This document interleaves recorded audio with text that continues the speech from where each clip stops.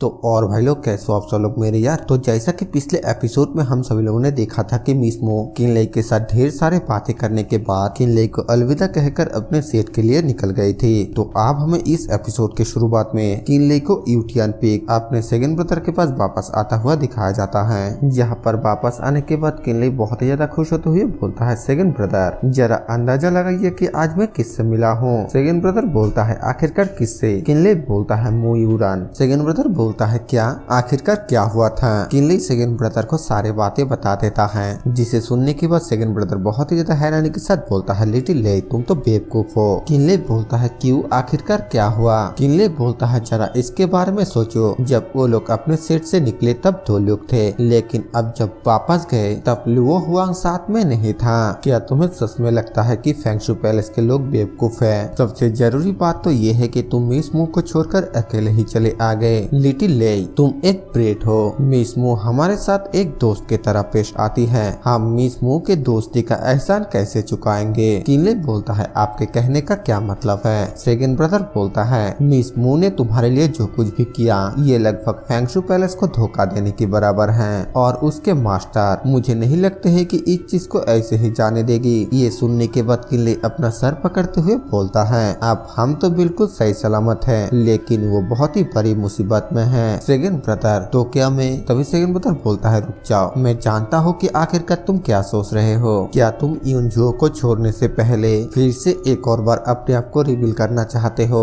अगर तुमने ऐसा किया तो फिर मिस्मो ने तुम्हारे लिए जो किया उसको ठुकरा देने की बराबर है। किनले बोलता है, हाँ आप बिल्कुल सही बोल रहे हैं, इसके लिए हम जितने जल्दी अपने कल्टिवेशन को इम्प्रूव कर सकता है उतना ही बेहतर है। तो चलिए अब हम और ज्यादा देर ना करें। इसके बाद यहाँ से सीन चेंज होता है और हमें एक दिन बाद फेंगशु पैलेस के फ्लाइंग फ्रोजन हॉल का सीन दिखाया जाता है, जहाँ पर हमें मिस्मो को उनके मास्टर के सामने दिखाया जाती है और उनके मास्टर मिस्मो को बोलती है, लुओ हुआंग के मौत के वजह और इमॉर्टल वर्शिप ऑर्डर के बारे में क्या तुम सचमुच कुछ भी नहीं जानते हो? मिस्मो बोलती है, मास्टर ये मेरी ही गलती है, मैं सही वक्त पर उस जगह पर नहीं पहुँच पाया। जो सुनने के बाद मिस्मो के मास्टर बहुत ही ज्यादा गुस्से के साथ बोलती है, क्या वक्त रहते नहीं पहुँच पाए? आइस फेरी, क्या तुम्हें पता है आधे दिन पहले बाईचैंग सेठ ने फेंगशु पैलेस को एक लेटर भेजा था और उनका कहना यह है कि उनके जासूसों ने लुओ हुआंग और माजुई के बीच की बातों को सुन लिया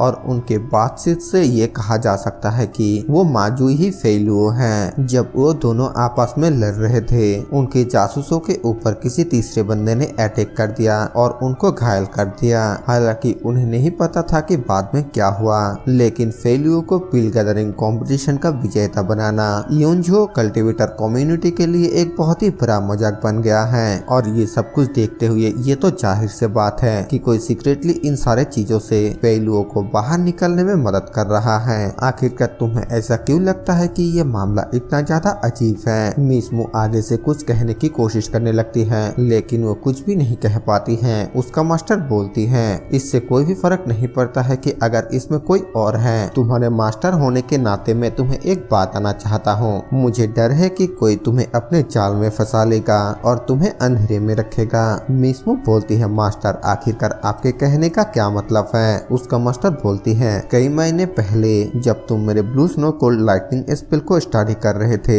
ये वही दिन था जिस दिन फेलुओ को इमॉर्टल वर्शिप ऑर्डर मिला। तब से तुम्हारा ध्यान हमेशा कहीं और ही रहती है, और जब से तुमने शुरुआत किया है तब से लेकर अब तक तुमने कभी इस तरह की हरकत नहीं की। क्या तुम्हें सच में लगता है कि मैं ये नहीं जानता हूँ कि आखिरकार तुम क्या सोच रहे हो? तुम्हें अपने डिसेबल के तौर पर एक्सेप्ट करने का मतलब ये है कि अपने आसपास के छोटे से छोटे मामलों को भी अच्छी तरीके से जांच करना। ये कोई कोइंसिडेंस नहीं है कि मैं जानती थी कि तुम्हारी एक शादी होने वाली थी और जिसके साथ तुम्हारी शादी होने वाली थी उसका नाम किनले था, जो बिल्कुल उस फेलुओ के साथ मेल खाता है। ये सब कुछ सुनने के बाद मिस्मो बोलती है, मास्टर मैं आपसे कुछ भी नहीं छुपाऊंगी, ये किनले दूसरा किनले नहीं है, इसे प्रवोक नहीं किया जा सकता।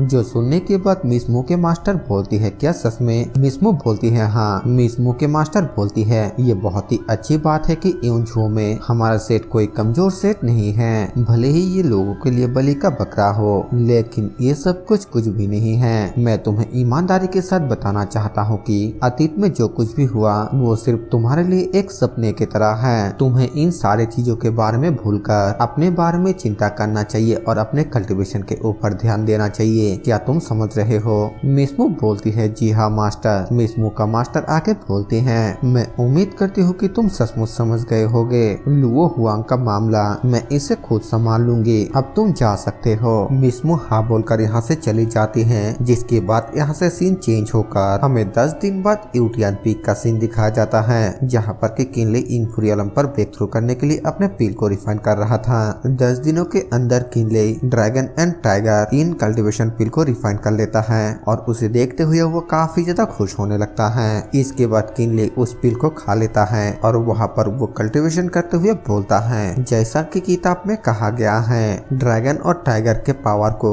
अच्छी तरीके से गार्ड किया जाना चाहिए और इन दोनों पावरों को बिल्कुल भी बर्बाद होने नहीं दिया जाना चाहिए, वरना ब्रेक थ्रू करने की पॉसिबिलिटी बहुत ही ज्यादा कम हो जाएगा। इंफुरियलम के प्राइमोर्डियल स्पिरिट नॉथिंगनेस बन जाता है और एक बार जब तुम यूजुआन रियलम पर पहुंच जाते हो तब तुम यांगशैन और डोंगटियांग रियलम तक भी ब्रेक थ्रू कर सकते हो। ये बोलते हुए किनले का वहाँ पर इंफुरियलम पर ब्रेक थ्रू कम्प्लीट हो जाता है, जिसके बाद किनले अपने कल्टीवेशन को बंद करके अपने आप को महसूस करते हुए बोलता है, मेरा कोर टूट चुका है और इंक का जन्म हो चुका है और मेरा आत्मा भी ट्रांसफॉर्म हो चुका है। आखिरकार मैं इंफुरियलम पर पहुंच चुका हूँ। इसके बाद सेकंड ब्रदर बाहर आकर किनले से पूछता है, लिटिल लेई, क्या तुम ब्रेक थ्रू करने में कामयाब हो गए? किनले बोलता है, हाँ बिल्कुल, जो बातें हमने पहले कही थी अब हम जा सकते हैं और उसे पूरा कर सकते हैं। पुराने और नए सभी नफरतों को अब हम मिलकर सुलझा सकते हैं। सेकंड ब्रदर बोलता है, क्या तुम्हारा मतलब तुम अपने चेहरे को यूजुओं में दिखाने वाले हो? किनले बोलता है, हाँ, हमें ना सिर्फ अपने चेहरे को दिखाना है बल्कि एक पूरे के पूरे एरिया को पूरी तरीके से उलट देना है। हम अपने जिम्मेदारी मिसमू के ऊपर लेने नहीं दे सकते। सेकंड ब्रदर पूछता है, आखिरकार तुम क्या करने के प्लान बना रहे हो? किनले बोलता है, मैं साउथ की ओर वापस जाऊंगा और अपने पुराने दोस्त और दुश्मनों से मिलूंगा। सेकंड ब्रदर बोलता है, मैं समझ सकता हूँ, लेकिन वो भी इंफुरियलम का कल्टीवेटर है। क्या तुम यकीन से कह सकते हो कि तुम उसका सामना कर पाओगे? किनले बोलता है, हाँ, लेकिन उससे पहले एक और काम करना है। सेकंड ब्रदर, क्या आप यानगुन के उस फॉर्मेशन को क्रिएट कर सकते हैं जो हेवनली कैलिमिटी को रोक सकता है? सेकंड ब्रदर बोलता है, हाँ मैं कर सकता हूँ, लेकिन आखिरकार ऐसा क्यों? किनले अपने बस से इमोर्टल टोकन को बाहर निकालते हुए बोलता है, इमोर्टल वर्शिप ऑर्डर, अब जबकि ये मेरे पास है तो फिर मैं इसका सही इस्तेमाल करना चाहता हूँ। सेकंड ब्रदर बोलता है, तो आखिरकार तुम इसका इस्तेमाल करने जा रहे हो? किनले बोलता है, हाँ, हमारे प्लान को पूरा करने के लिए मुझे इमोर्टल वर्शिप ऑर्डर को इस्तेमाल करना ही होगा। ऐसा कहा जाता है कि इमोर्टल लाइट के अंदर रहने वाले दूसरे लोगों को ही फायदा होता है, इसलिए मैं चाहता हूँ कि आप भी मेरे साथ ही रहे। सेकंड ब्रदर, ये हमारे लिए एक बहुत ही अच्छा मौका है। इसके बाद यहाँ से सीन चेंज होता है और हमें 3 दिन बाद रुई इमोर्टल एलायंस का सीन दिखाया जाता है, जहाँ पर कि शुजिंग के पास एक बंदा आकर बोलता है, लीडर रिपोर्टिंग, हमने चिडोरी माउंटेन पर एक टॉम को खोदा। ये वार ड्रैगन शॉर्ट सेट के एंसेस्टर लियांग बेइडुओ के कब्र था, जो आज से 400 साल पहले मर गया था। ये लियांग बेइडुओ के खुद का तलवार है, प्लीज इसे लीजिए लीडर। शुजिंग उस शॉट को लेने के बाद उसको बड़े ही ध्यान से देखने लगती है और फिर उस शॉट के अंदर अपने ऑरा को डालती है, जिस वजह से वो शॉट चमकना शुरू कर देता है और ये देखकर वो बंदा बोलता है, अरे ये क्या है? क्या ऐसा हो सकता है कि ये चैंगहाई जेट शॉट है? हमें दिखाया जाता है कि वो शॉट पूरी तरीके से अपनी असली फॉर्म में आ जाता है और शुजिंग उसे देखकर स्माइल करते हुए बोलती है, फेलुओ, बदकिस्मती से बहुत दिनों तक खोजने के बाद भी मुझे इमोर्टल वर्शिप ऑर्डर नहीं मिला, लेकिन इसके बजाय मुझे इमोर्टल वर्शिप ऑर्डर से भी बेहतर खजाना मिला। वो बंदा बोलता है, लीडर को कांग्रेचुलेशन, अगर ऐसा है तो क्या अब हमें डिमोन स्लेइंग ऑर्डर को वापस ले लेना चाहिए? शुजिंग उस बंदे को बोलती है, बेवकूफ, भले ही अब हमें चैंगहाई जेट शॉट मिल चुका है, लेकिन ये चीज अभी बाकी है कि फेलुओ ने हमारे पैलेस को जला दिया था। वो बंदा बोलता है, तो फिर लीडर का मतलब क्या है? शुजिंग बोलती है, उसको ढूंढते रहो, भले ही उसे आसमान चीर कर बाहर निकालना पड़े या फिर जमीन को खोद कर, लेकिन उसको ढूंढ कर बाहर निकालो। और तभी वहाँ पर किनले आ जाता है और बोलता है, एक एलायंस के लीडर होने के नाते